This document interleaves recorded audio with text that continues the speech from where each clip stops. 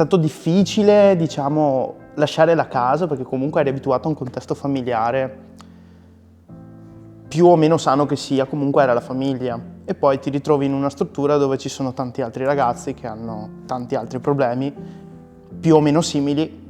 Il primo giorno che ero arrivata qui mi ricordo che c'era una festa di compleanno, quindi non era stata una cosa drammatica, come spesso magari per altri bambini. E diciamo che la fondazione è stata fondamentale nei miei primi anni, sì, nei miei ultimi anni delle elementari. Con gli educatori all'inizio abbiamo cercato di capire quali fossero le mie difficoltà e poi mi hanno aiutato a capire come affrontarle e soprattutto come superarle, cercare di superarle. E oggi ti senti che il loro aiuto è stato fondamentale? Sì, mi sento cambiata.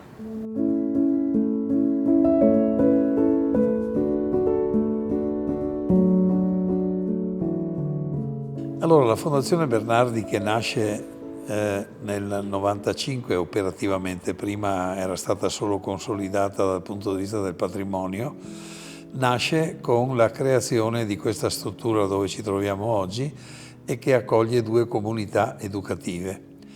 Ogni comunità educativa accoglie 8 minori fino all'età di 18 anni.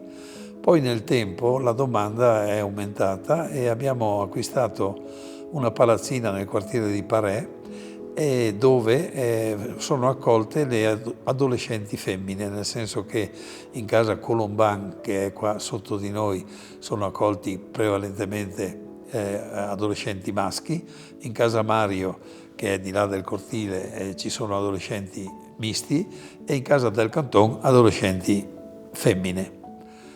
Poi col tempo è cominciata a aumentare la richiesta anche di supporti di tipo, diciamo, non formali dal punto di vista della permanenza continuativa e abbiamo attivato un centro diurno. Nel centro diurno i minori vengono, dopo aver frequentato la loro scuola, vengono portati dai genitori qua, pranzano e nel pomeriggio fanno i loro compiti, attività ricreative e attività di supporto.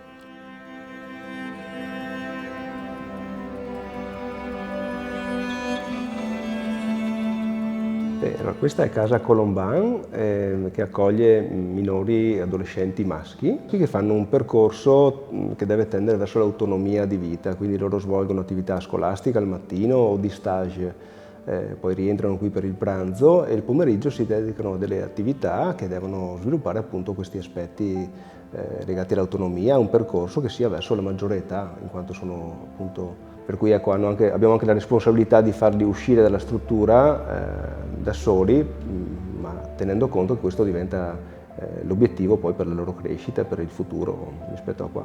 I minori sono adolescenti ma anche preadolescenti, per cui i più piccolini, il discorso sull'autonomia è un po' diverso, vanno più seguiti in rapporto 1 a 1. Poi i gruppi sono sempre più complessi e quindi si lavora sullo specifico, ci sono anche forme di patologia o disfunzionamento particolare di questi ragazzini che presuppongono interventi specifici, appunto individuali. Ci sono delle sindromi tipo la DHD, che è molto diffusa anche nelle scuole, per cui iperattività, difficoltà di attenzione, che presuppongono interventi appunto specifici / speciali. Ecco.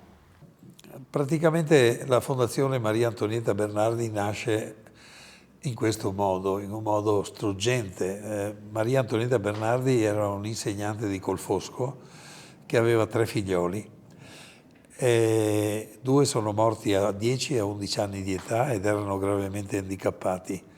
Il figlio, diciamo, sano è morto a 24 anni di incidente stradale, si stava per laureare in legge.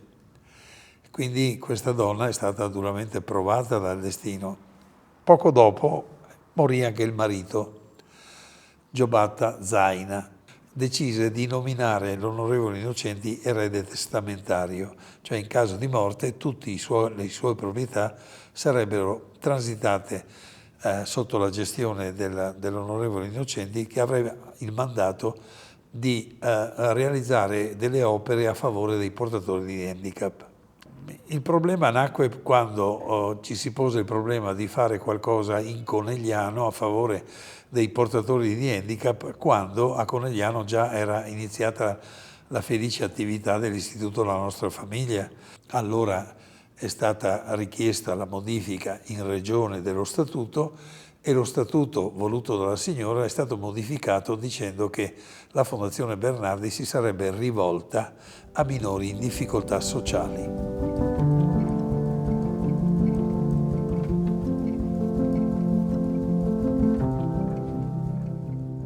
Allora, Casa Mario accoglie bambini e bambine dai 6 agli 8 anni e adolescenti femmine fino ai 18. L'approccio educativo, ecco, di questa casa si ispira molto a uno stile di vita familiare, dove la componente affettiva e relazionale è molto presente, anche perché l'obiettivo è proprio quello di creare un ambiente accogliente che sia confortevole e che permetta a questi ragazzini, bambini, di vivere un'esperienza rassicurante. Ecco. Si svegliano la mattina intorno alle 6:30, 7, l'educatore prepara loro la colazione, li aiuta per l'accompagnamento a scuola, c'è chi viene accompagnato dall'educatore che invece si reca in autonomia, ci si ritrova verso l'ora di pranzo, quindi intorno alle 13. C'è un momento poi della giornata in cui nella prima parte del pomeriggio gli educatori si scambiano le consegne e cercano di programmare il pomeriggio. Ci si dedica poi appunto alle attività scolastiche in primis, ma con l'integrazione di attività sportive, ricreative, culturali, e alla sera ci si ritrova di nuovo tutti insieme nel momento della cena. Prima dell'accompagnamento a letto ci si dedica ancora per un attimo, ecco, a un momento di svago e di relax, fino ad arrivare poi alla parte conclusiva della giornata con la buonanotte, ecco. Il ragazzo qui arriva che pensa di non saper nulla, di non saper fare, di non essere capace, perché i ragazzini che noi abbiamo avuto in questi anni sono ragazzini un po' iperattivi, oppositivi, provocatori, impegnativi, abbiamo avuto dei ragazzi ritirati socialmente, quindi riuscire a raggiungere la promozione è già terapeutico, loro ce la possono fare, quindi mi viene da dire che il grande lavoro del diurno è quello di una restituzione, di uno sguardo, di speranza, di capacità di questi ragazzi, e noi ci mettiamo al loro fianco. Cosa molto importante, ci mettiamo a fianco della famiglia. Il progetto funziona se l'educatore riesce a creare una buona alleanza con la famiglia. Qui la famiglia e il minore sono protagonisti e noi siamo al loro fianco per i loro bisogni, le loro fragilità. Poi abbiamo attivato nel tempo uno spazio neutro. Lo spazio neutro è un luogo che spesso ci viene richiesto dal Tribunale dei minori, dove avvengono incontri protetti fra spesso bambini piccoli, in situazioni per i quali la famiglia è in situazione conflittuale, e quindi questi bambini vengono, vedono uno dei genitori alternativamente in una situazione protetta con un educatore, e su richiesta del Tribunale dei minori questi incontri possono essere video registrati e quindi costituire poi un elemento per il giudice del Tribunale dei minori per decidere. Questa è Casa dal Canton, una delle comunità della Fondazione Bernardi. È una comunità educativa, ospita minori dai 6 ai 18 anni e che hanno bisogno di fare un percorso con la possibilità di fare un rientro poi in famiglia e riunificarsi ai propri genitori o ai propri cari. Loro vivono qui 24 ore su 24, quindi come se fosse casa loro. Poi in base al loro percorso, in base al percorso che fa la famiglia o chi per essa, poi possono anche rientrare a casa nel weekend oppure ricevere le visite dei propri cari.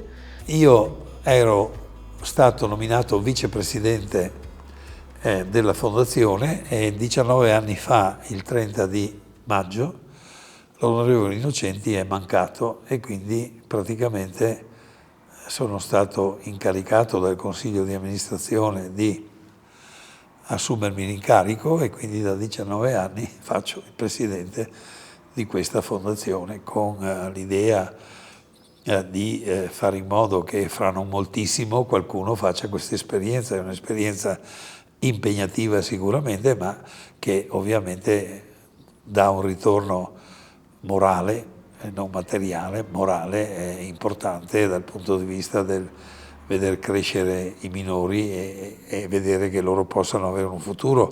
Noi fino adesso abbiamo avuto ospiti circa 300 minori in questi anni, alcuni sono arrivati all'università. In occasione della festa, fra virgolette, che facevamo ogni anno, tolti gli ultimi 2, era bellissimo vedere arrivare i nostri ex con la famiglia, con i bambini addirittura, perché ovviamente in 20 anni e chi è uscito 15 anni fa adesso ha 35 anni, quindi ovviamente, e in particolare ricordo Alfredo che quando era con noi faceva l'aspirante pizzaiolo e adesso fa il fornaio convinto, si alza tutte le notti e arriva qui con la moglie e i 2 bambini ogni anno, insomma una cosa bella.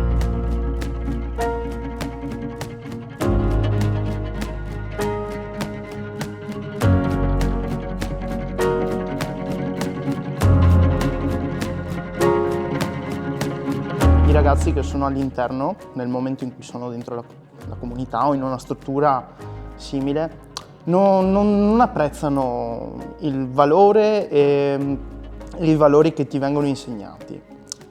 Mentre col tempo, maturando, capisci quanto veramente ti è servito quel posto. E a me è servito. Se sono quello che sono oggi è grazie anche a loro, perché comunque mi hanno dato un'educazione, mi hanno insegnato dei valori, il rispetto, l'importanza delle cose. Va ricordata un'altra cosa molto importante. Ovviamente noi assieme ai servizi sociali lavoriamo per l'affido dei minori, cioè quelli che non possono avere una famiglia stabile perché il Tribunale dei minori può sospendere la patria potestà alla famiglia o affievolirla a seconda della situazione di gravità che si era creata antecedente.